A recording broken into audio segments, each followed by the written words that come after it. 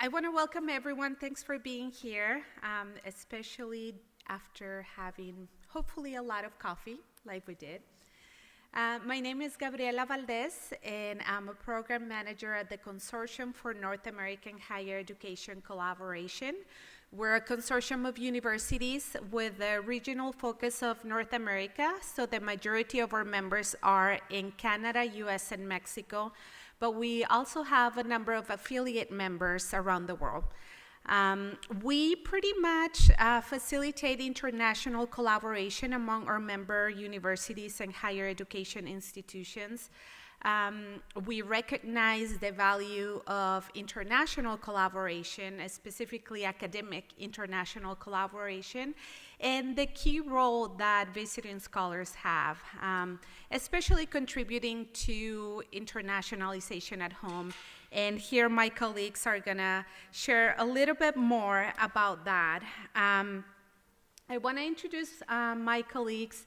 We have Tomás Buntru from Universidad de Monterrey. And he is the Director of International Programs. And then we also have Shaheen Nanji, who's the Director of International Community Engagement from Simon Fraser University in Canada. We were supposed to have the presence of Beth Greenwood from University of California, Davis, but unfortunately she was not able to be here. But we're very fortunate to have Jeff Derkson, who is the Dean of Graduate Studies at Simon Fraser University. Thank you for being here. And he will provide a little bit of background and set the context for this session. I also wanted to mention that since we don't officially have the U.S. perspective, I wanted to mention that CONAHEC, or the Consortium for North American Higher Education Collaboration, is based at the University of Arizona in the United States. So I'll be happy to share some of the comments if there are any specific questions about the U.S. perspective.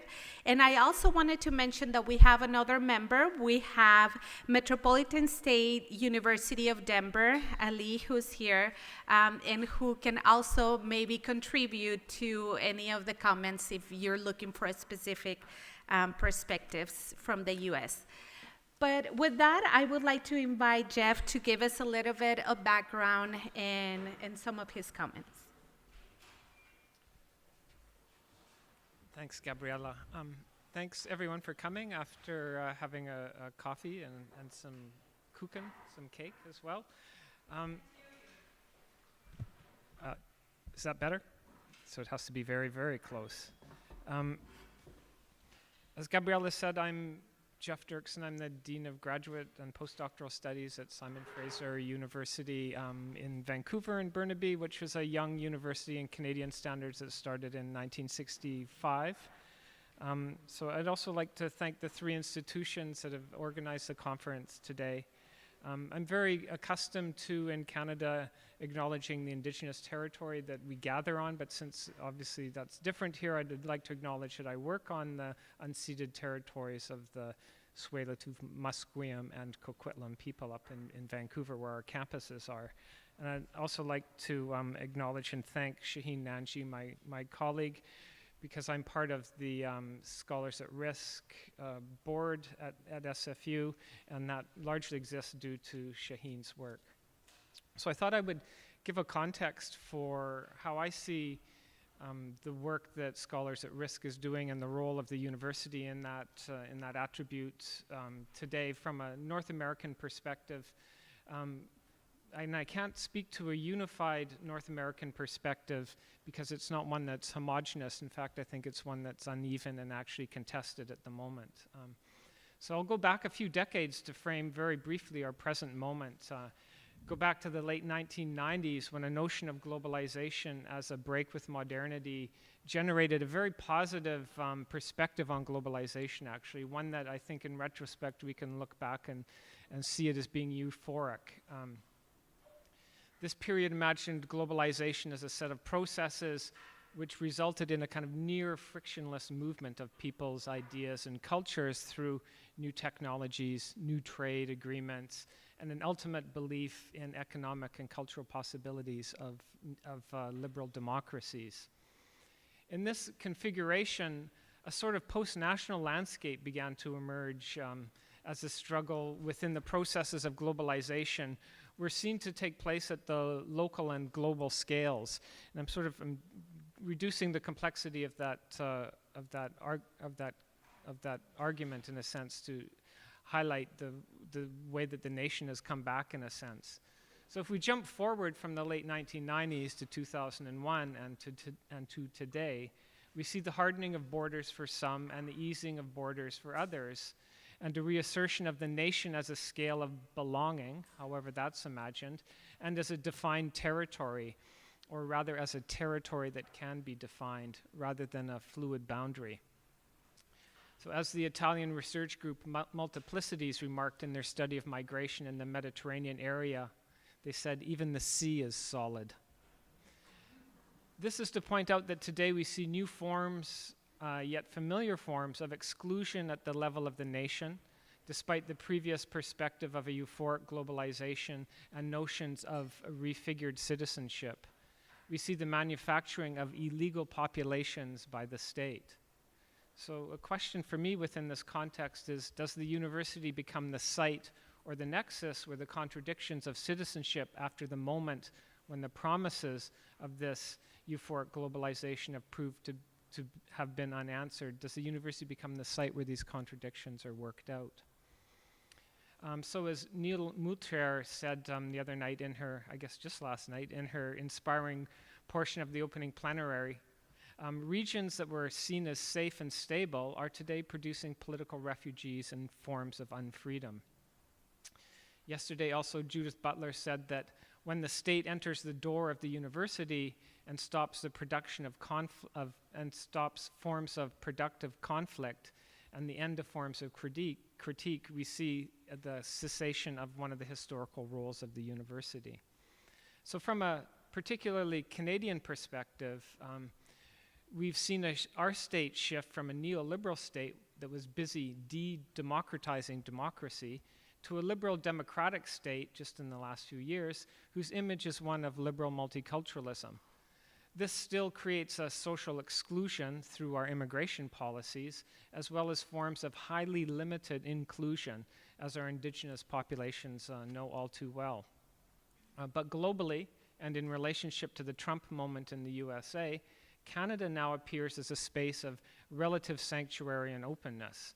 This is perhaps reflected in the 40% increase in international graduate studies applications that we received at SFU this year, so from 70 nations. Canada also appears as a place where academic freedom and belief in knowledge as a social wealth is active. This I could not have said 6 years ago, for instance, as there was a muzzling of government researchers and an instrumentalization of knowledge within a neoliberal framework. So a question from a Canadian perspective is, what responsibilities do the state and institutions feel toward those who are now socially excluded, and what new forms of vital solidarity, as Judith Butler mentioned, will be made? But this form of solidarity through internationalization cannot be a one-way street. Canada and Canadian universities have a lot to learn from scholars who might seek sanctuary there or seek to continue their work there. In the spirit of what was called strong multiculturalism, the dominant culture should be transformed rather than simply assimilating people, cultures, and ideas into the existing framework, which itself has an uneven and deeply problematic history. So obviously, Scholars at Risk is one form of this global and vital solidarity, and the university as a space between the state and knowledge and between the state and dissent becomes an institution that we have to rethink, I think, at the present moment, as well as looking back at the familiar roles that we know from it. So with that context, I'll pass it on to the more specific aspects that Simon Fraser University is doing to Shaheen. Thanks, Jeff. So here we are in this moment where innovation is facilitating us to transcend boundaries and bring international matters to us virtually. And in the meantime, governments around the world are fortifying boundaries and forcing migration, which in turn is diversifying our populations, particularly in countries like Canada, which has a relatively liberal immigration policy. Although I must say our government is not without its flaws, and immigration and multicultural policies in Canada are in dire need of updating and harmonization. But in addition, in 2015, the world signed on to the Sustainable Development Goals, which follow on from the Millennium Development Goals, with one major difference being that unlike the MDGs, the 17 SDGs set targets for all countries to achieve them, so not just developing countries. So while for countries like Canada, the MDGs were a framework for us to undertake our international development work, we now have to turn our attention to our own development issues as well. So for me, these are just a couple of examples that demonstrate an unprecedented blurring of the lines between the local and the international, and this in turn affects how we embark on our internationalization project at our university. So my institution, Simon Fraser University, has a vision to be the most engaged university in Canada, and this manifests in a variety of ways. We have an institutional community engagement strategy, and one of our institutional priorities is innovation, of which a core pillar is social innovation. 2 of our 3 campuses are located in areas that are home to some of Canada's most socio-economically marginalized people, and we endeavor to serve those communities and provide access for them to the university. We also recently became the first university in British Columbia to be designated an Ashoka Changemaker campus. And on the international front, our international engagement began in the 80s with us doing international development work, so that ethic continues to inform our internationalization work still, and is really the essence of my portfolio, which is international community engagement.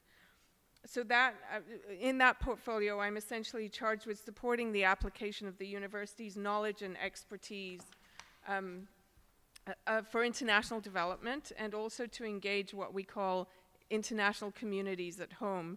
And this includes diaspora programming, refugee and newcomer programming, and racism and diversity programming.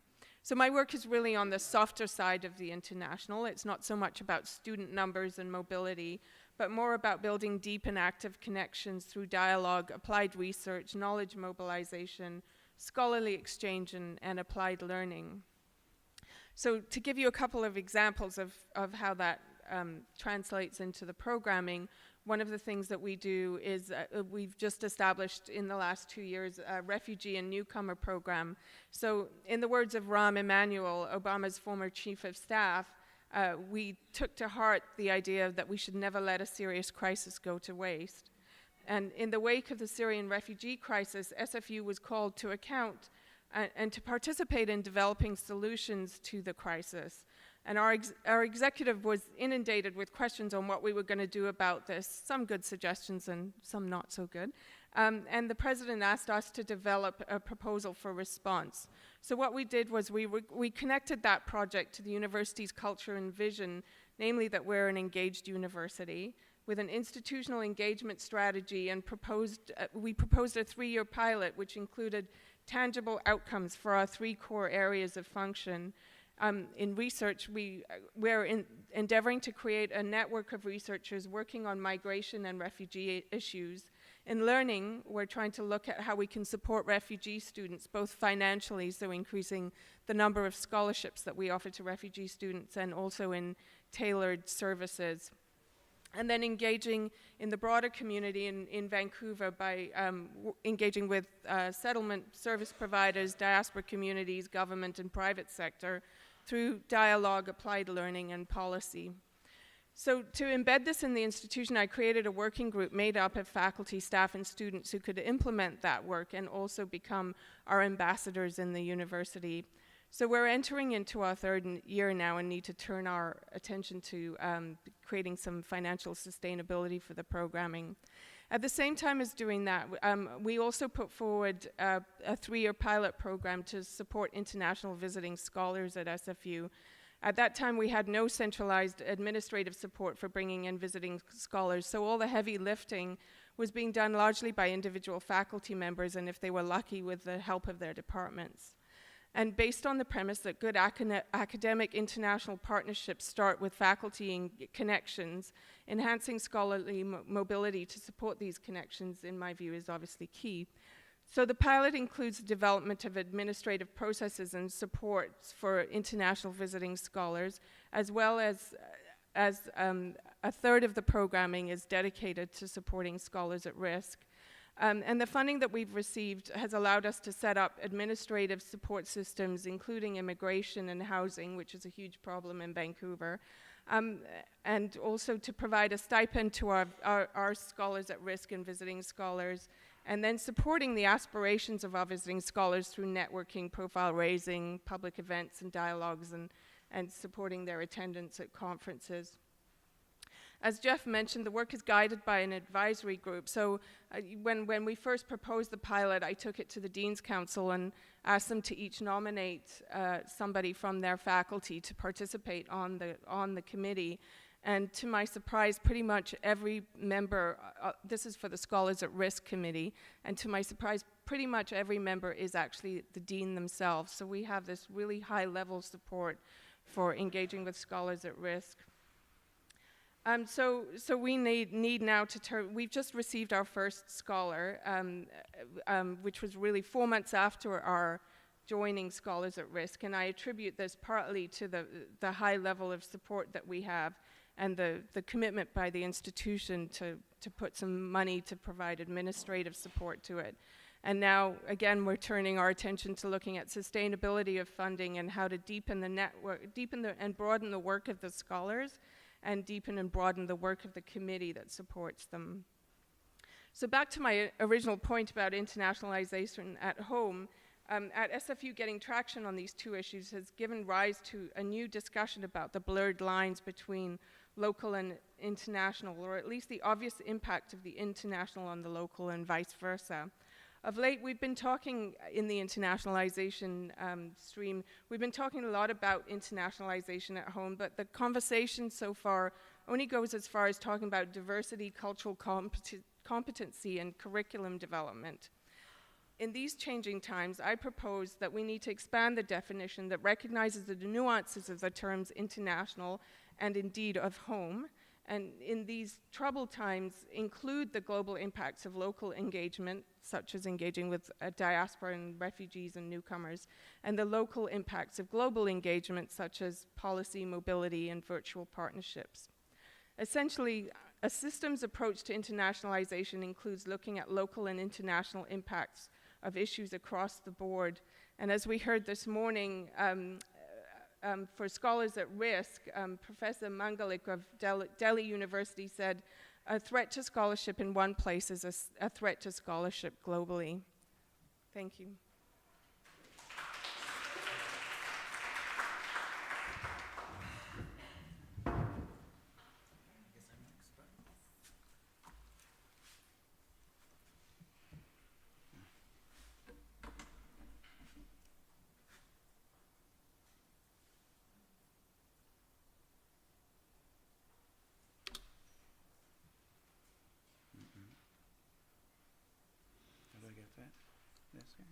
Okay.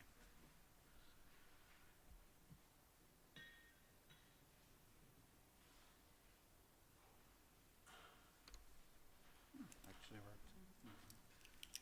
Hello, well, I'm here to speak to you from Universidad in Monterrey. But just as an antecedent to our programs at UDEN. This should be working, right? Yeah. I just wanted to mention that for most of the 20th century, Mexico, although it is not known as one of the classic immigrant countries, has been very open and welcoming to immigrants. For example, after World War I, many Christian Arabs came to Mexico from the area of Syria, Lebanon, and Palestine. One of the richest men in the world, in fact, is a descendant from them, Carlos Slim. In the 1930s and 40s, many of the European anti-fascists found welcome in Mexico, mainly from Republican Spain, but also from Italy and from Germany. Among them, Anna Segers, a very well-known German author who is buried here in Berlin and wrote her main novel, The Seventh Cross, while living in Mexico City. In the 1970s and 80s, we had many academics fleeing the military dictatorships in South America, from Chile, Argentina, Uruguay, Paraguay, Brazil, you name them. Many of them ended up in Mexico and shaped our landscape of higher education very significantly. And more recently, Mexico has also been a country of choice for more economic than academic refugees from Venezuela.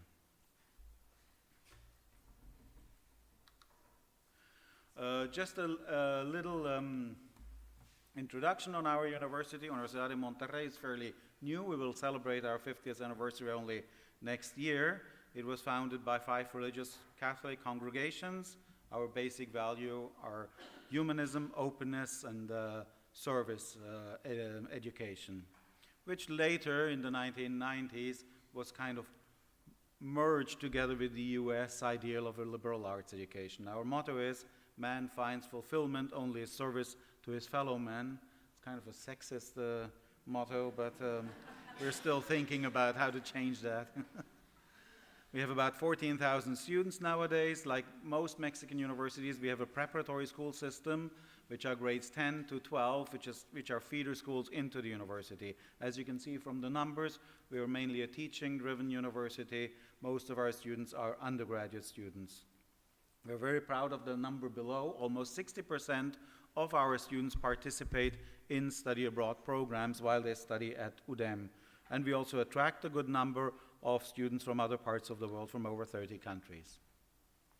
As for the curricular model, you can see there I put it up because internationalization has been embedded in the whole model, in the general studies area, and also in what we call the integral formation area, which is carried out to them mainly through co-curricular activities. And one thing that's very interesting, all of our students must perform 500 hours of social service. It's a graduation requirement. In 2006-07, we developed a strategic plan, a very comprehensive strategic plan for the internationalization of UDEM, and faculty mobility is part of it, but it's only one part, and we have it on both sides, on outgoing faculty mobility, but also on incoming faculty mobility, as was already mentioned, to underscore the concept of internationalization at home. We're very proud we were awarded in 2009 the Andrew High School Award by the IIE, very prestigious award. And I also wanted to mention our community and social engagement was also recognized. We are one of the few Mexican universities that are also recognized as an Ashoka Changemaker campus, among other projects, but I won't lose time with each and every one of them. Rather, I would like to concentrate on 2 initiatives at the university. One is the project DAR, and it goes back to Proyecto Habesha. Habesha was founded by Adrián Meléndez, a Mexican lawyer and philanthropist who had worked in refugee camps in Syria and northern Iraq, where he met refugees and just decided to do something for them. 9 Mexican universities have joined the effort. Universidad de Monterrey is just one of them. Among them is UNAM, our flagship university, the National Autonomous University in Mexico City, but a whole series of other institutions.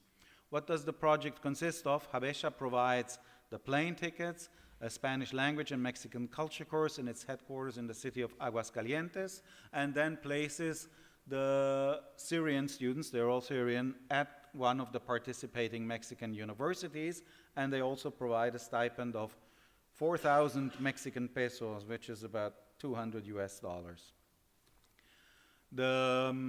How did it start at UDEM? Basically, our students learned about it, and they suggested to the university administration to join the effort, which was accepted. And at UDEM, the project is given the name DAR, which in Spanish means to give, but I understand, although there are discussions about that in Arabic, it means house or home as well. The background is the civil war in Syria. I mentioned that already. And, well, we want to give a chance to students from Syria so they may continue their studies and have better opportunities to continue their careers. The young man on the right is one of the Syrian students at UDEM. The one in the middle is our rector. Actually, currently we have 2 of these students at UDEM. So they have to write a letter of intent, their personal history. They do need a high school diploma, which has been a problem for some of them who have been, well, misplaced and don't have access to their documents. They must have a recommendation, have an interview, which can be online, and finally be approved by our Ministry of Foreign Affairs for the visa and by the Ministry of Interior Affairs, or Gobernación, for immigration purposes. Besides the help they get from Proyecto Habesha, the receiving institution gives them a full tuition scholarship, housing, free of charge, health insurance, academic counseling, UDEM buddy assigned to them in our iLink program, and also they participate in our individual advising program, Plan Personal de Formación, PPF. Where does the money come from for this part? All of it 100% out of UDEM funds, out of our operational budgets. Students have to comply with a series of requirements in order to continue receiving the scholarship, a grade point average of 85, a full academic load. They can't fail a class, can't withdraw. They should participate in service learning events of Habesha, UDEM, and comply with the regulations of the Habesha project. Well, I talked to the 2 of them, and I found it very interesting what they had to say. Like, well, at first their families were not all that happy. Mexico doesn't get a lot of good press recently because of issues of, you know, the drug cartels and violence. So they were not all that sure whether it was such a good idea. But the kids said, can't it be worse than where we are right now? And actually they're doing quite well. And they find that they're in a very protected environment. They find that people are very friendly. In fact, they find many cultural similarities, but also differences. The one thing that both complained about, I was surprised, was the food. I think Mexican cuisine is one of the best there is, but for them it was extremely difficult to adjust to the food in Mexico. In general, they were both very grateful. Also, another thing is they can participate free of charge in any of our exchange programs as long as it's a reciprocal exchange. And one of the guys told me, well, I would like to go to Germany. And I said, why to Germany? Well, part of my family is here, but I don't know whether they would allow me because maybe they think that I just go over to then stay there, which is not what I intend. Another thing I found very interesting, I didn't put it here in writing, I told them, well, I had told you that there is a huge Arab community in Mexico in general, and Monterrey is not the exception. In fact, the Palestine-Lebanese club is one of the posh social clubs in the city. These are very wealthy people who have made their money in commerce. And I asked them, have you looked for contact with the local Arab community? Oh, yes, we've been to Restaurant Beirut and that. But so what's the problem? I said, well, the thing is, we are Syrian citizens, but we are Kurds. So we are not really Arabs. This was one thing I had to learn when I talked to them. I was not aware of that. And in fact, they were picked up in refugee camps for Kurds in northern Iraq. The other program I just wanted to present quickly is called Reconocer, to recognize or rediscover, and you can read it backwards, forwards or backwards. Well, it's a little gag. The origin of that program is interesting. It was inspired by Alejandro González Iñárritu, fairly well-known Mexican film director. He's well-known for his films Babel, Birdman, and lately The Revenant. Well, at least Birdman and The Revenant, I'm sure, won Oscars. Yeah. He came to an event at UDEM, at our School of Art and Design, as a guest speaker at U-Design and expressed his interest in the fate of dreamers, the dreamers in the United States under the DACA Act, who came as children into the States, but, well, have not a legal status in the country. He's very interested in their situation, so our Vice President Development challenged him to found this program, which he did. It is directed to undocumented 17 to 25-year-old students, not only from Mexico, but also other Central American countries living in the US under the threat of deportation. Currently, we have 5 of these students at UDEM, and are expecting 7 more. These are the 5 that are currently at UDEM. They need to prove their, well, legal or illegal situation in the US, however you want to look at it, and documented financial need. They have to comply with the criteria of entry, like 1,100 points on the Prueba de Aptitud Académica, which is kind of the college board in Spanish, 2 essays and an interview. Once they qualify, they get a full tuition scholarship, free housing in our residences, health insurance, academic counseling, and also a guaranteed semester abroad. The source of funds, the money comes from Mr. Gonzalez Iñárritu, and the university is currently trying to find other donors to support the program. Talking to these students was also very interesting to me. I got things like, I thought that going back to Mexico would be a step backward for me, but it has turned out to be a huge step forward.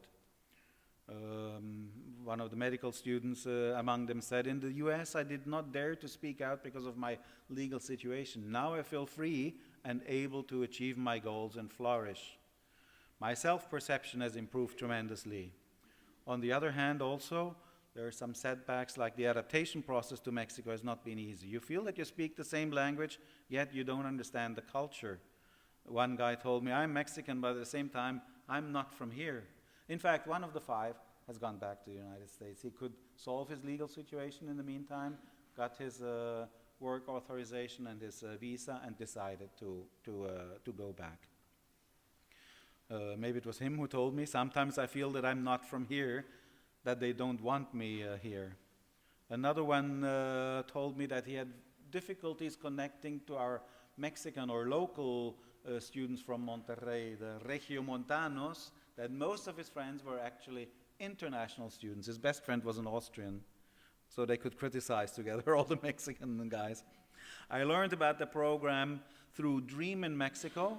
This is an organization founded by dreamers who had left the United States voluntarily and come to Mexico, and they help others with the whole process. And one guy even told me that after my parents, who were against his coming down to Mexico, saw how I was thriving here, they decided to move back too and just established a family business of their own and seem to be doing well. So these are these 2 concrete programs. What else do we do at UDEM? Well, we are a contributing member in the SAR network, and first we are the first Mexican university to join Scholars at Risk, and as far as Gabi told me, I think still the only one. We have made offers, but unfortunately none of the scholars that we have made offers for have accepted to come to UDEM. We are also a member in IIE that runs the Scholar Rescue Fund. We have a very interesting program called Linde Scholars, financed by the German chemical company Linde. They make industrial gases. This is a program for children from the Mexican state of Campeche in very unfavorable circumstances, because Linde bought a plant there and is operating it and wanted to have a social impact program. We have a scholarship called Formar para Transformar, where children from lower income segments of the local society in Monterrey are helped, and the Atidi Scholarship Fund is an initiative together with the Jewish community in Monterrey for students from the Jewish diaspora in Latin America. So these are some of the, these are not really for threatened scholars, but illustrate the social commitment of the university. Thank you very much.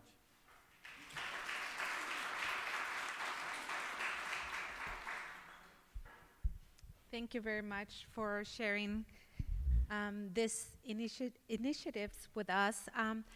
Something that I failed to mention before we started is that Universidad de Monterrey and Simon Fraser University are part of CONAHEC, the Consortium for North American Higher Education Collaboration.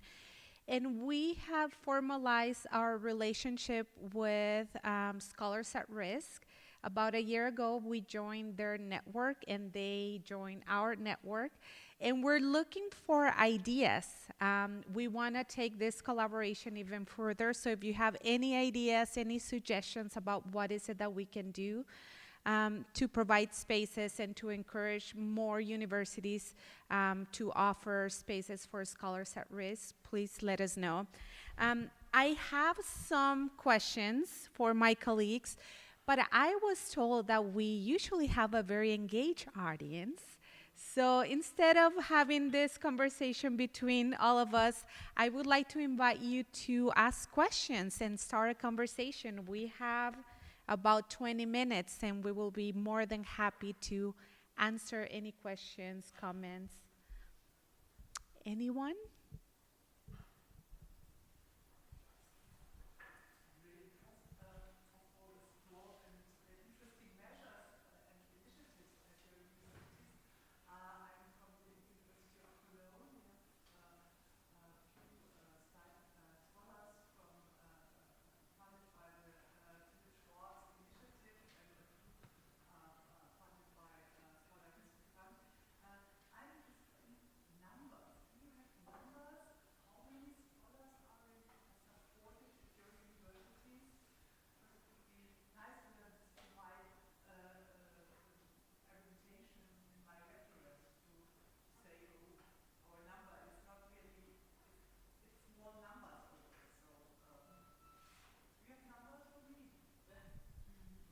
Yeah, well, the Syrian students are 2, and the US Dreamers are 5, but 7 hasn't already been accepted for the fall semester.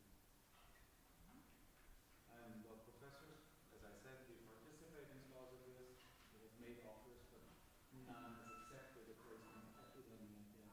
Maybe it has to do with the fact that our salary is a little lower than in the US and in Europe.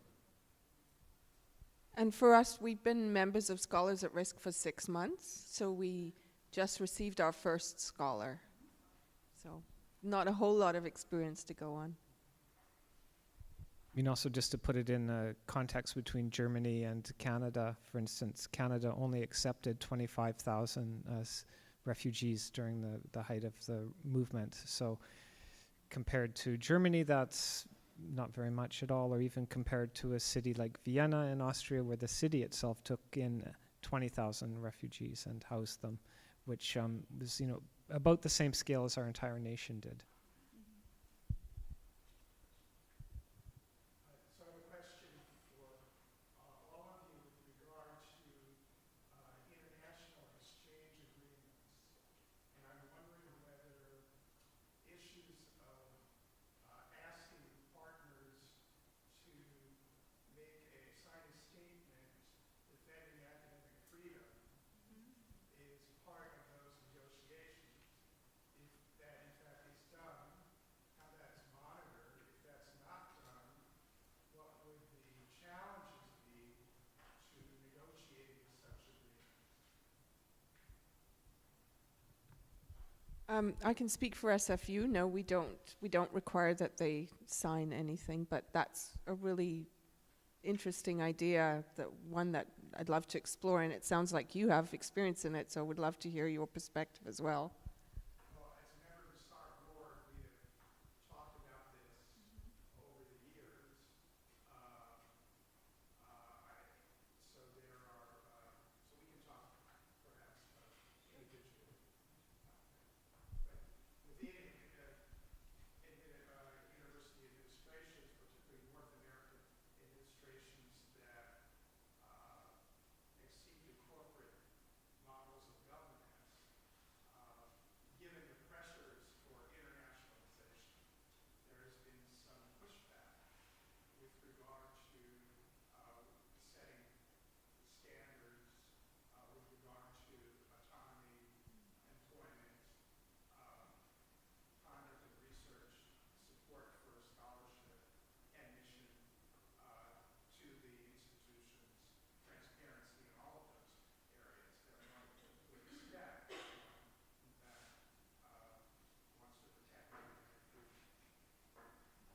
Yes, I must say we don't have it in our own standard agreement, have any reference to it, but I also have never seen anything like it when other institutions suggest their format, or, but it's a good idea.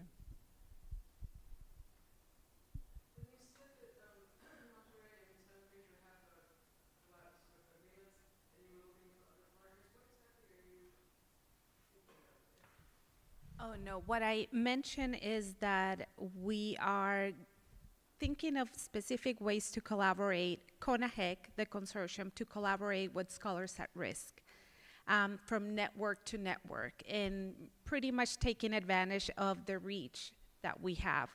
We have about 160 members, as I mentioned, and I know that Scholars at Risk have a good number of members as well. So we're trying to think of specific ways to take advantage of that and try to provide more opportunities for Scholars at Risk.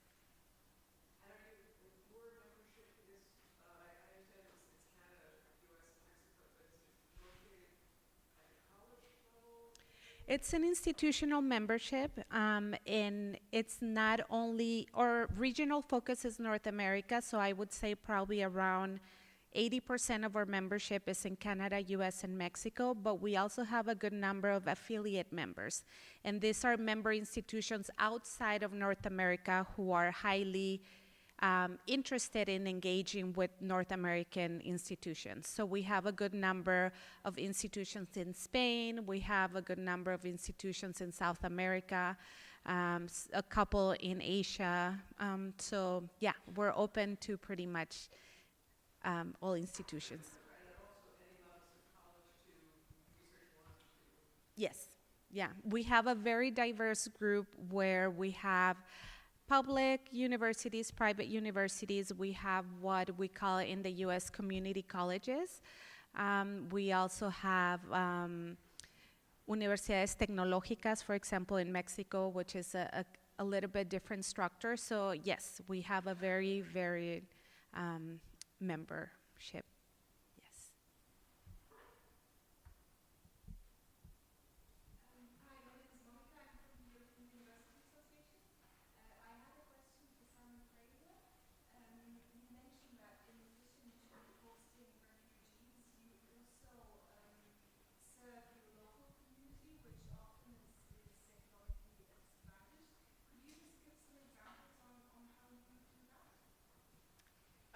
Did you want to? We do it in a variety of ways through our non-credit programming. We provide all kinds of community programming based at target populations. I can't think of other things, but you know, we do professional development, and then we do community engaged research, applied research in communities, that kind of thing. I can point specifically to work that graduate students have done outside of the university, or, you know, kind of mobilizing their knowledge, as we like to say, outside of the university and into the urban territory. So there's a group in Vancouver called Alliance Against Displacement that is currently working against gentrification, against displacement of people living in precarious housing situations. So they've mobilized around the many tent villages that have popped up around the area that are continually displaced. They've supplied on-the-ground support for them. And they also have a kind of outreach program that's very academically rigorous, that's based in community libraries and community halls. They just recently rented a space in an area that has a high degree of homeless folks that they're working with really on the ground. Also, Vancouver was the city that had the first program of harm reduction for drug use, as opposed to simply policing the so-called problem. And so there's the Vancouver Area of Drug Users Coalition called VANDU. They organized a site, a safe injection site called Insight, which has a number of our graduate students have worked there for quite a few years. So the university, in some ways, because of this ethic of being an engaged university, I think sometimes we we supply the seed or like the homeopathic tincture, a few drops that the students actually go out and do much more with. And I'm actually it's really an honor to work with these kinds of graduate students. Any other questions, comments?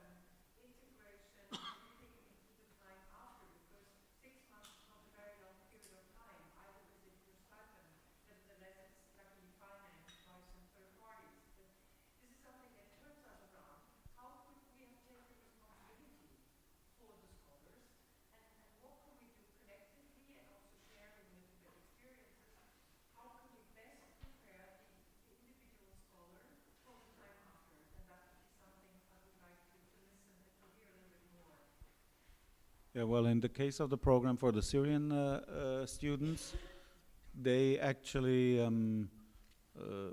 go through a course where they learn the language. They come with zero Spanish and also are introduced to concepts of Mexican culture for 6 months through Habesha, the organization which places them. Then when they are at our university, one thing that is very helpful is living in our residences, because these are living, learning communities based on the American college model. So they are in touch with other Mexican out-of-state students who live on campus. And then we also tapped into a group that already exists. It's called iLink, I for international. It's a buddy system at our university. We established it for exchange students, international exchange students that come to UDEM, and they also support these Syrian students. I don't think we have thought yet about what will happen to them once they finish, but we have some time. They are here for a whole degree program, which is 9 semesters. So, well, thanks for the suggestion, and I'll take it back home. As for the Dreamers, there's no special adaptation process. Well, they are Mexican citizens, they speak Spanish, but as I found out in my conversations, they too have adaptation problems, in fact, in Mexico, because they come from a completely different cultural setting.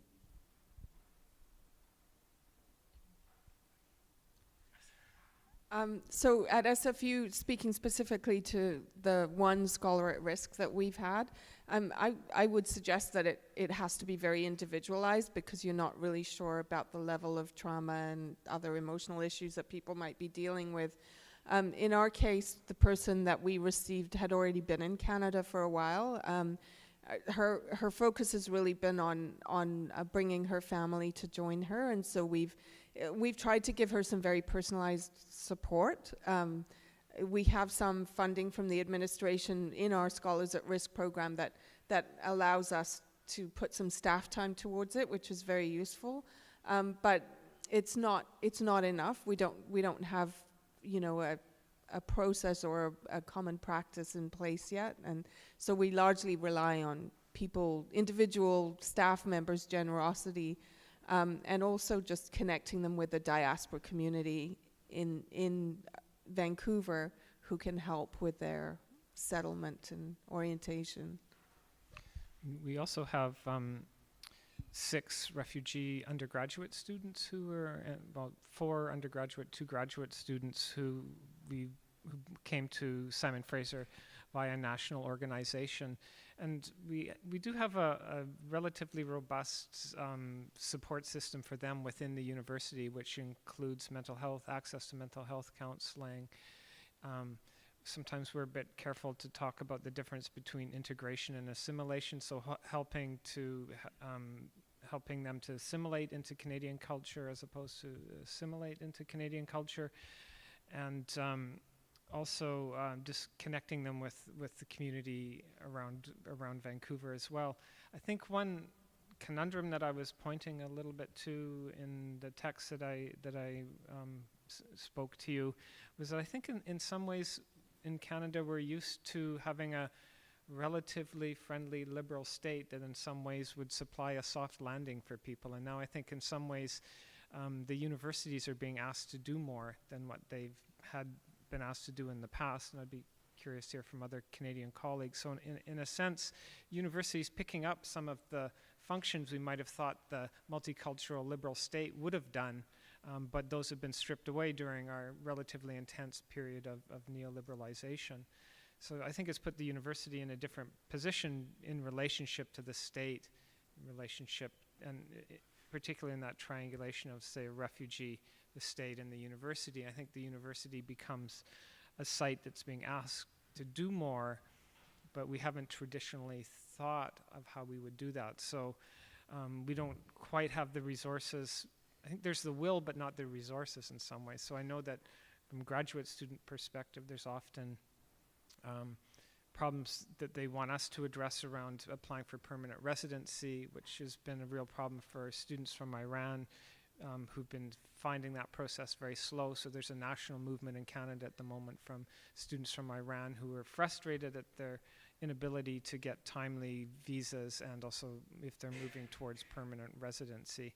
So there's a bit of not at the moment, not so much ideological friction between the state, but there's a bit of discursive friction between the state and the university, I think, in terms of what our friendly liberal state says it will be doing and then what it actually ends up doing. And universities, I think, are trying to pick that up, but at the same time, I don't think we've, and I could be wrong, but I don't have a sense that we've historically imagined the university as the institution that's doing that work.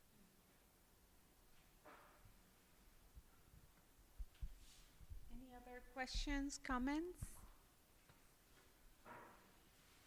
My name is Nanji. I come from Poland, from Krakow. I represent an NGO, the Valdez Association. We have just started the Polish section of SAR, and we are in the process of inviting the scholars. But what we have been doing for the last 8 years is hosting writers at risk within the I-Corps. And my question is not into the how to host scholar or writer at risk, but whether you have an experience in creating a kind of support system for those who actually on daily basis work with our guests and our scholars or writers. I'm saying this because unlike the university or non-governmental organizations like ours, we don't have a very extensive structure. So it means that 1 or 2 persons, not necessarily psychologists, are responsible for the well-being and personal development of our incoming guests. So in the long term, it's quite challenging for us, who are supposed to look over only the guests, but also those who in long run are responsible for the next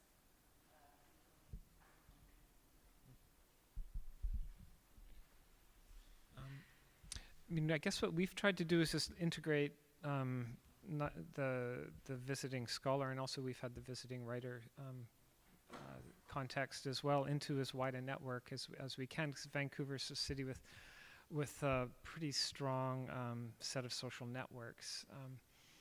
again, this to me raises the question of what universities are traditionally used to doing, how they imagine it, and a lot of it does fall to individuals, right? Who, as you're pointing out, then maybe don't have the training or the support to actually do as much as they would like to do. So again, that raises a question for me of like what role, where are we going to ask for that support? What role does the university do in that?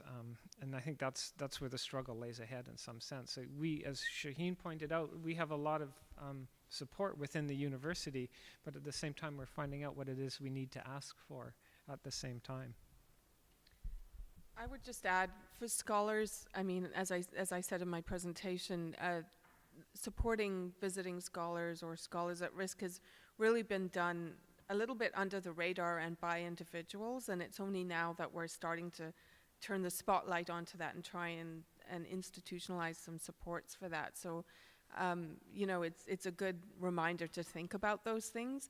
At the student level, though, we do have one of the requirements of the organization that we work with to bring in refugee students is that we have a local, what we call a local committee for the student refugee program, and it's made up of students and some faculty who are charged with supporting incoming students. And the members of the local committee are largely refugee students themselves, or have been refugee students themselves, and so have that experience. But we've also just hired a specific counselor in our health and counseling services to support those students, and presumably they could provide support to the committee members as well.